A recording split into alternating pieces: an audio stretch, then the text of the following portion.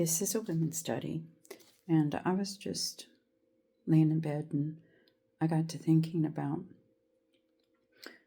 with all the Christian women,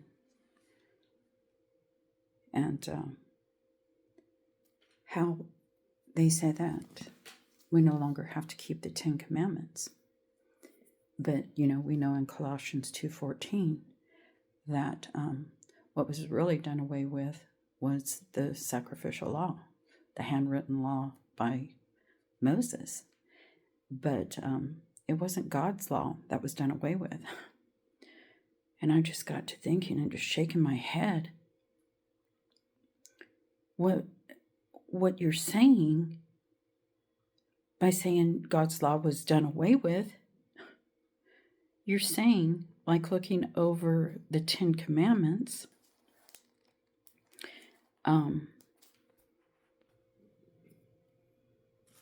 what you're saying is, in his 10 Commandments, in reading these, what he asked you to do, you're saying, no, I will not do it.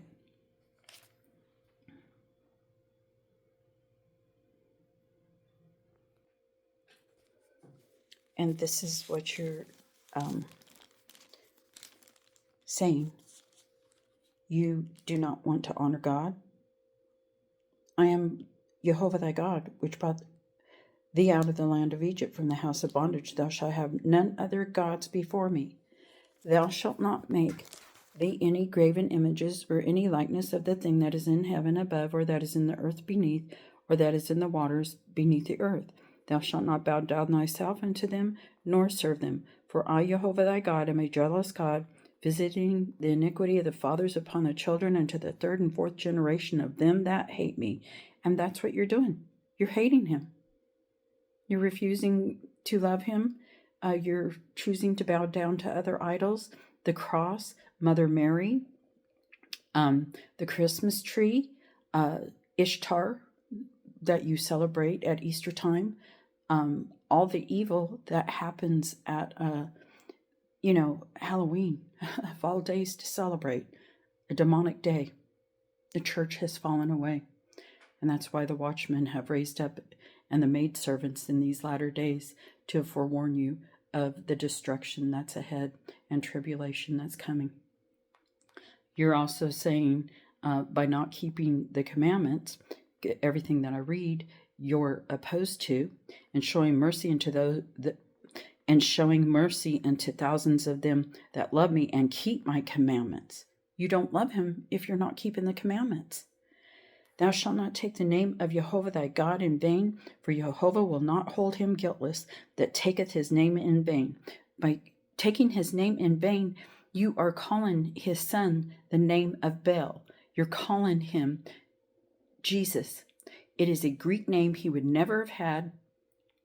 And as in John 5:43, it says, you have received the one who comes in his own name. You are not receiving Yeshua, the Messiah, his Hebrew name, Yeshua. If you don't want to call him Yeshua for whatever reason, call him by his English name. That is in Zechariah 3:1. That is who is being spoken of in Zechariah 3:1, Joshua. So why would you choose to take his name in vain? We've had so many warnings. Hosea 2:17, what name is going to be taken out of your mouth? Acts 4:12, what name is salvation? Look it up in the Strong's Concordance. Yeshua, Yehoshua. That is salvation. Why will you not listen to the message of the Word of God in the bread of life, the Word of God?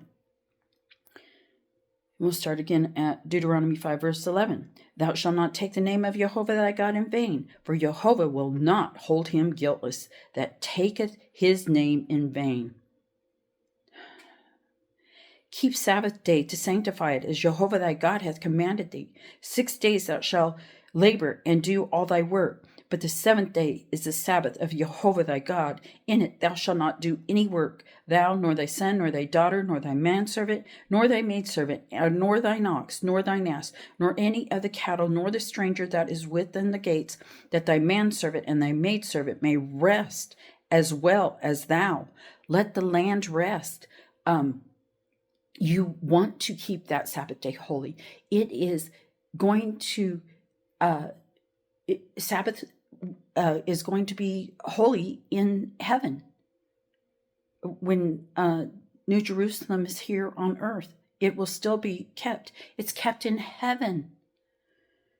And remember that thou wast a servant in the land of Egypt, and Jehovah thy God brought thee out thence through a mighty hand and by a stretched out arm. Therefore Jehovah thy God commanded thee to keep the Sabbath day.